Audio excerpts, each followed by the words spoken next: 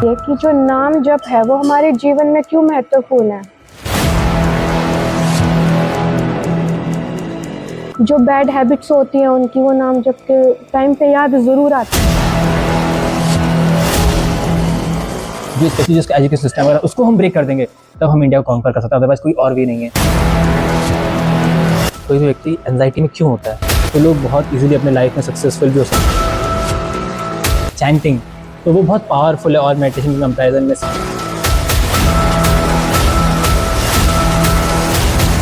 लोगों को बोलो प्लीज़ आप ट्राई कीजिए एक हफ्ते के लिए और देखिए अगर कोई रिजल्ट आपको नहीं मिलेगा तो प्लीज़ छोड़ दीजिए। हरे कृष्ण। सबसे पहले जैसे ही हम इस्कॉन मंदिर के प्रांगण में प्रवेश करते हैं, सबसे पहले हमारी नज़र मंदिर के बोर्ड पर पड़ती है जहां लिखा है श्री श्री राधा कुंज बिहारी।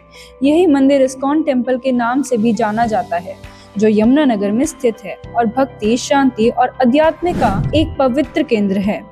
मंदिर में प्रवेश करते ही सामने श्री राधा कृष्ण की अत्यंत सुंदर और मनोहर मूर्तियां विराजमान हैं। भगवान राधा कृष्ण हरे रंग के वस्त्रों में अलंकृत हैं, जो हरियाली, प्रेम और शांति का प्रतीक माना जाता है। इन मूर्तियों को देखकर मन अपने आप शांत और भक्ति से भर जाता है। आगे बढ़ने पर हमें इस्कॉन के संस्थापक आचार्य एसी भक्ति वेदांता स्वामी प्रभुपाद जी की मूर्ति के दर्शन होते हैं, जिन्होंने भगवद गीता के ज्ञान को पूरे विश्व तक पहुंचाया। यहीं से भक्ति और ज्ञान का मार्ग और भी स्पष्ट हो जाता है। इस मंदिर में लोग प्रतिदिन कीर्तन का अभ्यास करते हैं। यहाँ प्रतिदिन गुरु वंदना होती है, जिसमें भक्तों द्वारा गुरु और ईश्वर के प्रति श्रद्धा व्यक्त की जाती है। मंदिर की दीवारों पर श्लोक, उनके अर्थ के बोर्ड और पवित्र तस्वीरें लगी हुई हैं, जो भक्तों को ज्ञान और प्रेरणा देती हैं। यहाँ भक्त गोपी चंदन का तिलक लगाते हैं, जो शुद्धता और भक्ति का प्रतीक माना जाता है। साथ ही मंदिर में प्रतिदिन प्रसाद का वितरण भी किया जाता है, जो भक्तों के लिए महान अनुग्रह होता है। मंदिर के अंदर एक विशेष पंडाल भी बना हुआ है, जहाँ बैठकर लोगों को भक्ति भाव से जुड़ी बातें बताई जाती हैं। इसी आसन पर बैठकर गुरु जी अपना प्रवचन और प्रचार देते हैं, जिसमें जीवन, धर्म और भगवत भक्ति का सार समझाया जाता है। यहाँ पर अनेक पवित्र ग्रंथ उपलब्ध हैं, जैसे श्रीमद् भगवत गीता, जो भक्तों को अध्ययन के लिए प्रेरित करते हैं।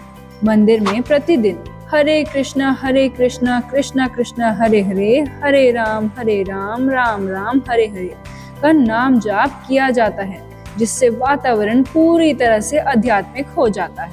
यहाँ आने वाले भक्त गीता पढ़ने और समझने के लिए प्रेरित होते हैं और पूरे भक्ति भाव के साथ अपने आराध्य की आराधना करते हैं। मंदिर परिसर में भक्तों के लिए अलग से कृष्ण के वस्त्र, तुलसी की माला, राधा कृष्ण की मूर्तियां, भगवद गीता और साज सज्जा की सारी वस्तुएं उपलब्ध हैं। इसके अतिरिक्त भक्ति में प्रयोग होने वाली नाम जप की मालाएं, धूप, अगरबत्ती और अन्य सामग्री भी यहाँ मिलती है। हर मोड़ पर अपनापन, यमुनानगर। मैं हूँ शाइन भाटिया, यमुनानगर हलचल से, और आज हम स्पिरिचुअलिटी के ऊपर एक छोटा सा सागर जी से इंटरव्यू लेंगे और आप सभी को बताएंगे कि नाम जप का कितना ज्यादा महत्व है हमारी जिंदगी में। तो सागर जी, आप हमें बताइए कि जो नाम जप है वो हमारे जीवन में क्यों महत्वपूर्ण है। एक्चुअली जो नाम जप है इसको हम बोल सकते हैं साउंड मेडिटेशन, है ना। तो इसके ऊपर कैसे रिसर्च भी हुई थी और कि कैसे, हालांकि सोसाइटी में ना कई सारे प्रकार के मेडिटेशन है, हमारे शास्त्रों में भी कई सारे प्रकार के ऐसे प्रोसेस बताया गया है। चैंटिंग बोल सकते हैं उसको, है ना। कई सारे डिफरेंट तरीके दिए गए ध्यान लगाने के स्पेशली। तो इस जो युग है इसको बोलते हैं कलयुग। तो कलयुग का स्पेशल प्रोसेस है नाम जप करना, भगवान के नामों का जप करना। और हर एक शास्त्रों में इसका मेंशन है, चाहे आप जीसस क्राइस्ट का देख लीजिए या अल्लाह, प्रॉफिट मोहम्मद, वो भी बोलते हैं हमें अपने जो भी गॉड का नाम जप करना चाहिए, भगवान का नाम जप करना चाहिए। तो हर एक शास्त्रों में मेंशन है नाम जप करना, और कलयुग का भी यही प्रोसेस है। और जब अभी रिसेंटली मैंने कुछ एक्सपेरिमेंट्स भी पढ़े थे। अभी रिसेंटली ऑक्सफोर्ड यूनिवर्सिटी में एक्सपेरिमेंट हुआ था, उसमें चेक किया गया कि कई सारे जो प्रोसेस हैं ध्यान के, उसमें सबसे बेस्ट प्रोसेस कौन सा है। तो और प्रोसेस के कंपैरिजन में देखा गया कि जो साउंड वाइब्रेशन का जो मेडिटेशन होता है, यानी कि स्पेशली जिसको हम बोलते हैं चैंटिंग, तो वो बहुत पावरफुल है और मेडिटेशन के कंपैरिजन में 75% मोर इफेक्टिव है।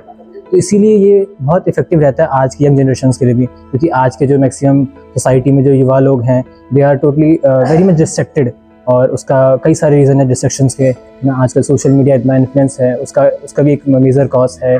आज सोसाइटी में लोगों के अंदर बहुत सारे बैड हैबिट्स हैं, वो भी एक कॉज है डिस्ट्रक्शन का ये भी एक कारण डिस्ट्रक्शन का। तो इसीलिए ये चैंटिंग अपने आप में बहुत हेल्प करता है स्टूडेंट के फोकस को, कंसंट्रेशन पावर को इंक्रीज करने में। इसीलिए व्यक्ति को नाम जप करना चाहिए। तो सागर जी, नाम जप करने से हमारे जीवन पे क्या प्रभाव पड़ता है? ओके, देखिए, एक तो क्या होता है, हमारा माइंड बहुत काम कंपोज रहता है, बहुत कूल रहता है। आजकल लोग इतना गुस्से में रहते हैं या लोग ना बड़े चिड़चिड़े से रहते हैं, तो उससे बहुत एक पीसफुलनेस महसूस होता है लाइफ में।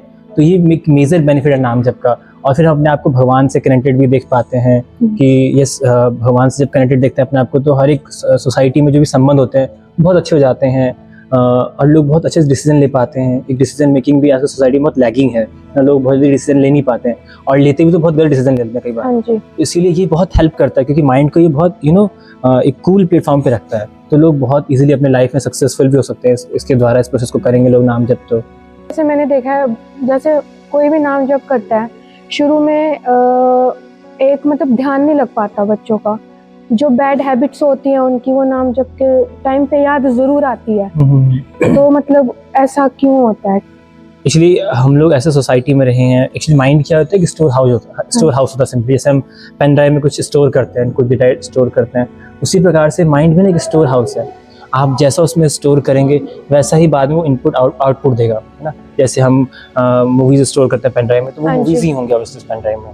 तो आज सोसाइटी में क्या होता है, लोग ऐसी चीज़ों को अपने माइंड में डाल रहे हैं या ऐसे संस्कार को अपने माइंड में डाल रहे हैं या ऐसे इंप्रेशंस को अपने माइंड में डाल रहे हैं, तो वही इंप्रेशंस बार बार आते हैं। और उन सबसे इनको क्लीन करने का भी प्रोसेस है कि मेडिटेशन करना। और जब आप मेडिटेशन करेंगे तो नॉर्मल सी बात है, जो आपके माइंड में पड़ा हुआ है वो आपको डिस्ट्रैक्ट करने का प्रयास करें। माइंड का स्वभाव है, मन को बोलते हैं, मन के 3 स्वभाव भगवान भगवताम बताते हैं, चंचल है, परमादी है और बलभद्रम। इसका मतलब होता है कि माइंड बहुत फ्लिकरिंग नेचर का है ना, वो हमेशा आपको डिस्ट्रैक्ट करता रहेगा। तो इसीलिए हमें क्या करना चाहिए, हम उस टाइम मेडिटेशन को और लाउडली बोल सकते हैं, हरे कृष्णा मंत्र जब और लाउडली कर सकते हैं। तो मंत्र के ऊपर हम फोकस करें, जो हम क्या मैं बोल रहा हूँ, हरे कृष्णा कृष्णा कृष्णा हरे हरे, हरे राम राम राम हरे हरे।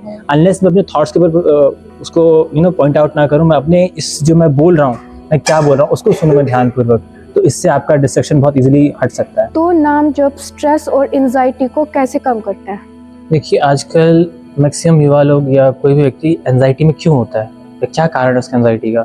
मैक्सिमम लोग अपनी फ्यूचर को लेकर ना बहुत ज़्यादा सिक्योर नहीं है, या अपने फ्यूचर के प्रति ना बहुत ज़्यादा टेंशन रहते हैं कि क्या होगा क्या नहीं होगा। और उसकी वजह से क्या होता है, लोग अपना पास्ट ही खराब, जो प्रेजेंट होता है उसको खराब कर लेते हैं ना। या तो लोग बहुत परेशान होंगे फ्यूचर को लेके, ये जो उन्होंने पास्ट में कर लिया, इसकी वजह से ये मेन मेजर कॉज है एंजाइटी का। तो इसीलिए लोग अपने पास्ट को भी खराब कर देते हैं इस प्रकार से। फिर उस प्रकार से पूरा उनका लाइफ टाइम, मैंने ये गलती कर दी, वो गलती कर दी, ऐसे करते करते निकल जाता है। इसीलिए अगर हम चैंटिंग करेंगे तो ये माइंड के ऊपर ना आपको एक कंट्रोल ग्रिप देगा, जिससे आप माइंड को कंट्रोल कर सकते हैं। तो इसलिए फिर व्यक्ति क्या करे, अपने प्रेजेंट में फोकस करे ज़्यादा, है ना। तो वो समझेगा कि माइंड का स्वभाव ही है। या तो बताते हैं माइंड 2 प्रकार से कार्य करता है। एक तो वो फ्यूचर को लेके बहुत फ्यूचर को लेके हमेशा हैम करता रहेगा कि क्या करना है क्या नहीं करना है फ्यूचर में, या पास्ट में जो हो गया उसके प्रति रिग्रेट करता रहेगा। तो ये माइंड का स्वभाव है। जो व्यक्ति नाम जप करेगा तो समझ जाएगा धीरे माइंड का क्या नेचर है ना। अब देखिए, जैसे चीनी का नेचर होता है वो मिठास, उसका स्वभाव होता है मिठास, उसी प्रकार से माइंड का ये स्वभाव है ना। तो जैसे हमें पता चल जाएगा कि माइंड का स्वभाव है, तो उससे डील करेंगे, है ना। और डील करने के लिए एक स्ट्रांग विल पावर होना चाहिए। और वो विल पावर कहाँ से मिलेगा, जब हम भगवान के नाम का जप करेंगे और चैंटिंग करेंगे। ये साउंड वाइब्रेशन है। इस प्रकार से मान लीजिए मिरर पे बहुत गंदा जम जाए, गंदगी जम जाए, तो मिरर बहुत आपको क्लियर कट नहीं दिखाई देगा आपका फेस उसमें, तो हम उसे क्लीन करते हैं। तो सिमिलर में हम माइंड को क्लीन करते हैं अपने पास्ट बैड हैबिट से, या जो और भी चीज़ें होती हैं उनसे क्लीन करते हैं। तो इससे क्या होता है, हम बहुत ईजिली देख पाते हैं चीज़ों को। तो आप हमें बताइए कि आपके अनुभव से नाम जप ने आपके जीवन में क्या क्या बदलाव करे हैं? इसलिए जब मैं इस्कॉन से जुड़ा पहली बार, तो कोविड का टाइम था, उस टाइम मैं बहुत परेशान था, फ्यूचर में क्या करना है क्या नहीं करना है। तो हमारा एक ऑनलाइन इंस्टाग्राम पे ऐड आया था, मैंने देखा था गीतालू उसके नाम से। हमारे इस्कॉन का ही प्रीचिंग है, हम गीतालू के नाम से उसको प्रचार करते हैं, पूरे इंडिया के लिए रहता है वो। तो उसमें मल्टीपल लोग होते हैं, तो मैंने भी ज्वाइन किया, मैंने देखा क्या है क्या नहीं है। तो उसमें बहुत कुछ बताया गया और मुझे फिलॉसफी बहुत साइंटिफिक लगी। हमारे इस्कॉन की फिलॉसफी ऐसी है, तो मैं बहुत कनेक्ट कर पाया उससे अपने आप को। पर मुझे बोला गया कि हमें नाम जप करना चाहिए, उसके बहुत सारे बेनिफिट बताए गए। पर मुझे काफ़ी ये ना एक ओल्ड फैशन टाइप लगा कि नहीं, ये नहीं करना चाहिए, ये तो ज़्यादा हो जाएगा ना। ठीक है, फिलॉसफी अच्छी है, वो सुननी चाहिए, समझनी चाहिए, लेकिन ये तो बहुत ज़्यादा हो जाएगा। तो स्टार्टिंग में मैं बहुत अच्छे से नहीं कर रहा था प्रैक्टिस। तो जो मेरे गाइड, जो मुझे मेरी क्लासेस देते थे, उन्होंने मुझे काफ़ी फोर्स किया। और जब मैंने पर्सनली वृंदावन में या कई जगह पे हमारा जब कैंप हो तो मैंने किया, तो मुझे सच में एक अलग सा पीस, यानी एक अलग सा कनेक्शन भगवान से, और एक अच्छा अनुभव होने लगा। यस। तो मुझे लगा कि ये अगर अच्छा अनुभव हो रहा है, जिसमें 1-2 माला कर रहा हूँ उससे, तो क्यों ना मैं इसको रेगुलर बेसिस पे करूँ और भक्तों के संग में करूँ। तो मैंने जब ये रेगुलरली किया तो मुझे सच में बहुत अच्छा लगा, है ना। तो ये, और फिर पर्सनली मैंने देखा अपने स्टडीज़ में, पहले मैं बहुत मीडियोकर टाइप था स्टूडेंट, फिर बाद में मैंने अपने कॉलेज में अच्छे रिजल्ट भी लिया, अच्छा जॉब भी किया, और एक अच्छा फोकस भी बना रहा है स्टडीज़ के टाइम पे। कई बार क्या होता है, लोग कॉपी खुली रहती है सामने, लेकिन दिमाग में कुछ और ही चल रहा होता है, लोग पढ़ने फोकस ही नहीं कर पाते हैं, या सिंपल एक नोटिफिकेशन से डिस्ट्रैक्ट हो जाते हैं, माइंड के टेम्पटेशन से। पर जब मैंने इस प्रोसेस को देखा, नाम जप किया, तो मुझे ना एक लगा कि मैं शायद अपने माइंड को कंट्रोल कर सकता हूँ, और मैंने कहीं ना कहीं किया भी उसको एक हद तक, क्योंकि कुछ नाम जप का ये रिजल्ट भी था, मैंने देखा। तो मैं अपनी लाइफ में बहुत सक्सेसफुल रहा नाम जप करने के बाद, और अभी भी हमारे पास कई सारे चैलेंजेस आते हैं, बहुत उसको इजीली टैकल कर पाते हैं। ये एक नाम जप का ही बेनिफिट है। तो अंत में आप दर्शकों को कुछ संदेश देना चाहेंगे? हालांकि मैं चाहता हूँ सभी लोग नाम जप करें, पर जब लोग सोचते हैं नाम जप का नाम सुन तो लोगों को बड़ा ऐसा लगता है कि हम क्यों करें, ना, क्योंकि हम एक स्पिरिचुअल माइंड, हम एक साइंटिफिक वर्ल्ड से बिलोंग करते हैं, और लोगों ने काफ़ी लगता है कि नहीं, ये कहीं ना कहीं एक पिछड़ा कल्चर है ना। तो मैं बता दूं, हमारे अंदर ऐसे ऐसे थॉट्स डाले गए हैं कि हमें अपने स्क्रिप्चर्स, ये जो शास्त्र है, वो काफ़ी ऐसे लगते हैं बहुत पुराने टाइप के हैं, या कुछ इसमें कुछ खास है नहीं, सब माइथोलॉजी है। तो लास्ट में एक रिपोर्ट पढ़ा था, जब लॉर्ड मैकेलो पहली बार इंडिया में आए थे, तो उन्होंने देखा कि इंडिया में एक ऐसा कल्चर है, कोई व्यक्ति गरीबी नहीं है, पता नहीं कोई चोर नहीं है इंडिया में, और इस इंडिया को हम कभी कॉन्कर कर ही नहीं सकते, इस इंडिया को भी हम इस इंडिया पे हम कभी राज ही नहीं कर सकते हैं। तो उन्होंने बोला कि कैसे हम इसको राज करें, तो उन्होंने बोला कि इसको जो एक वैल्यू एजुकेशन सिस्टम है, इसका जो स्पेशली जिसका एजुकेशन सिस्टम वगैरह, उसको हम ब्रेक कर देंगे, तब हम इंडिया को कॉन्कर कर सकते हैं, अदरवाइज कोई और भी नहीं है। तो फिर उसके बाद उन्होंने हमारे धीरे धीरे करके गुरुकुल्स पे और हमारे जो शास्त्रों को उन्होंने इंटरप्रेट किया, और ऐसे करते करते लोगों के अंदर एक इंग्लिश एजुकेशन को इंट्रोड्यूस कर दिया, और फिर लोगों के अंदर स्वाभाविक रूप से ना काफ़ी डाउट्स आने लगे स्क्रिप्चर्स के प्रति। लेकिन जब लोग उसको फॉलो करते थे, उस टाइम पे क्या वेल्थ था इंडिया के अंदर, और पहले लोग भारत को सोने की चिड़िया भी बोलते थे ना। आज इंडिया में सोचो कितना सारा डिस्ट्रक्शन लेवल है, कितने सारे लोग बीमार हैं, कितने सारे लोग गरीब हैं, लेकिन वो पहले, आज से पहले अगर हम देखेंगे तो इंडिया में ऐसी चीज़ नहीं थी ना। तो बस दिक्कत क्या, हमारे कल्चर से, जो हमारे स्क्रिप्चर्स थे, उनसे हमें दूर कर दिया गया। इसीलिए हमें लगता है कि ये सब कुछ क्या माइथोलॉजी है, पर ऐसा नहीं है। इसीलिए मैं आप सबसे रिक्वेस्ट करूँगा कि इसको छोड़ के, जो साइंटिफिक माइंडसेट, इसको छोड़ के हम क्या करें, देखिए हरे कृष्ण मंदिर क्या बेनिफिट्स है, और खुद करके देखें, है ना। मैं आप लोगों को बोल रहा हूँ, प्लीज़ आप ट्राई कीजिए 1 हफ्ते के लिए, और देखिए अगर कोई रिजल्ट आपको नहीं मिलेगा तो प्लीज़ छोड़ दीजिएगा, कोई दिक्कत नहीं है, लेकिन एटलीस्ट आप 1 हफ्ते के लिए 10 मिनट कीजिए, ठीक है। Hare Krishna. Thank you so much Sagar ji, आपने अपना इतना कीमती वक्त हमारे लिए निकाला, और साथ ही हमें इतनी अच्छी बातें बताई जो हमें हमारे जीवन में ऊंचाइयों तक ले जा सकती है। जो चीज़ें हम भूल चुके हैं, आपने हमें वो याद दिलाई। धन्यवाद। राधे राधे। हरे राधे राधे।